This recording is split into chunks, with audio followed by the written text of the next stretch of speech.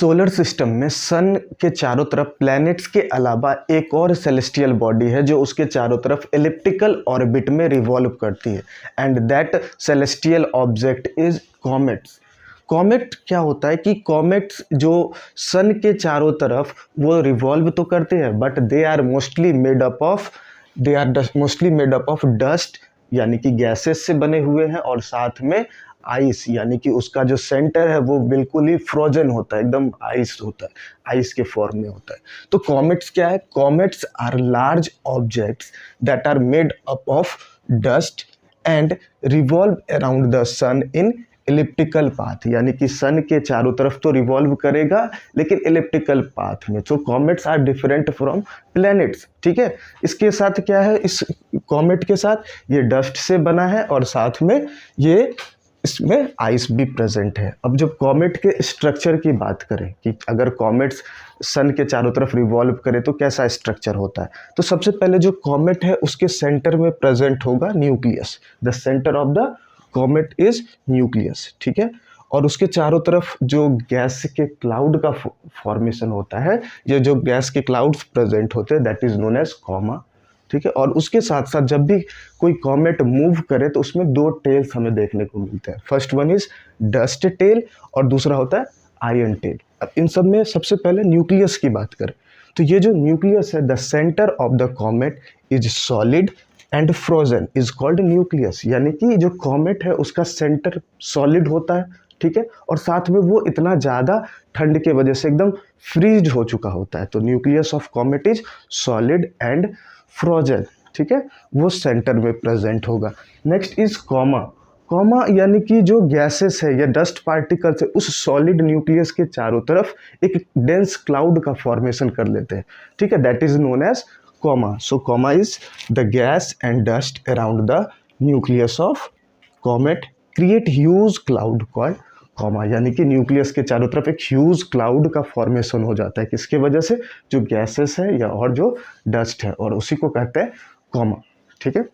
Now dust tell, ये जो comet है इसमें यहाँ पर एक डस्ट टेल प्रेजेंट है। डस्ट टेल का मतलब है कॉमेट के चारों तरफ जो कॉमा यानी कि डस्ट और गैसेस है, जब ये कॉमेट बहुत तेज़ी से मूव करता आगे की तरफ तो ये डस्ट और गैसेस पीछे की तरफ हमें एक टेल के फॉर्म में नज़र आता है। So the dust tail is white coloured, the colour of this dust tail is white as well as it is made up of dust. ये किससे बना होता है? डस्ट से। ये जो गैसेस है ये पीछे की तरफ ऐसे रिलीज हो रहे होते हैं। साथ में it is behind the comet, comet आगे की तरफ जाएगा और उसके टेल पीछे की तरफ, यानी कि जो गैसेस पीछे की तरफ प्रेजेंट होंगे। It is similar to like rocket, जब रॉकेट्स आगे की तरफ मूव करते हैं तो वो पीछे की तरफ गैसेस रिलीज करते हैं। कुछ इसी तरीके से जब कॉमेट आगे की तरफ मूव करेगा तो ये कॉमा में जो डस्ट और गैसेस प्रेजेंट है ये पीछे की तरफ एज अ टेल हमें नज़र आता है। Next is iron tell. Iron tell actually ये जो आयंस से बने होते हैं, ठीक है, अलग अलग तरीके के आयंस से बने होते हैं, और साथ में जब भी कॉमेट सन की चारों तरफ रिवॉल्व कर रहा होता है तो सन से अवे फ्रॉम द सन ये पॉइंट्स कर रहा होता है। कौन? ये है ion tail. So ion tail is blue coloured, it is made up of ions and points always away from the sun. ये सन से अवे पॉइंट्स कर रहा होता है। कौन? This is iron tail. तो यानी कि comets have two tails, dust tail and second one is iron tail. Dust tail जो कॉमेट के पीछे पीछे चले उसके रिवॉल्यूशन के पाथ के, and iron tail always points away from the sun. Dust tail is white coloured and iron tail is blue coloured. एक comet की बात करते हैं जिसका नाम है हेलीज कॉमेट। हेलीज कॉमेट एक कंप्लीट रिवॉल्यूशन करने में टोटल 76 ईयर्स लगाता है, ठीक है। तो अर्थ पर जो लोग हैं उन्होंने ऑब्जर्व किया था कि जो हेलीज कॉमेट है वो अपीयर हुआ था 1986 में, और तभी के लोगों को ये नेचुरल फेनोमेना, पुराने लोगों को नेचुरल फेनोमेना के बारे में पता नहीं।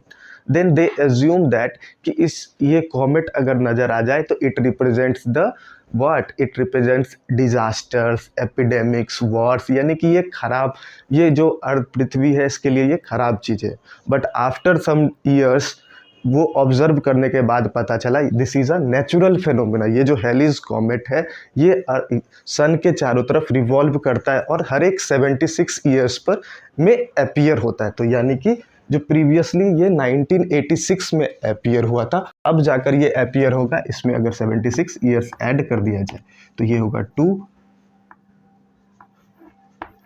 2062 में ये फिर से जाकर अपीयर होगा। ठीक है, अब बात करते हैं इस डायग्राम में। सन के चारों तरफ इलिप्टिकल पाथ में कॉमेट रिवॉल्व करता है। तो ये जो कॉमेट है इसमें दो टेल्स प्रेजेंट होते हैं, एक डस्ट टेल और दूसरा आयरन टेल। डस्ट टेल उसके रिवॉल्यूशन के डायरेक्शन के जस्ट पीछे होगा, जैसे कि अगर ये इस डायरेक्शन में रिवॉल्व करता हो तो इसके जस्ट पीछे प्रेजेंट होगा डस्ट टेल। ये भी डस्ट टेल है, ये भी डस्ट टेल और यहाँ पर भी डस्ट टेल। ठीक है, ये रिवॉल्यूशन के डायरेक्शन के जस्ट पीछे पीछे उसका चलता रहेगा। But ion tail always points away from the sun. अगर यहाँ पर सन है तो आयरन टेल इस तरफ पॉइंट करेगा, यहाँ पर सन है तो आयरन टेल ये वाला इधर पॉइंट्स करेगा, यहाँ सन है तो इसके अपोजिट यानी कि इस side points, always points away from the sun. यहाँ पर भी ये आयरन टेल है। ठीक है, so this is the structure of comet and how comet revolves around the sun.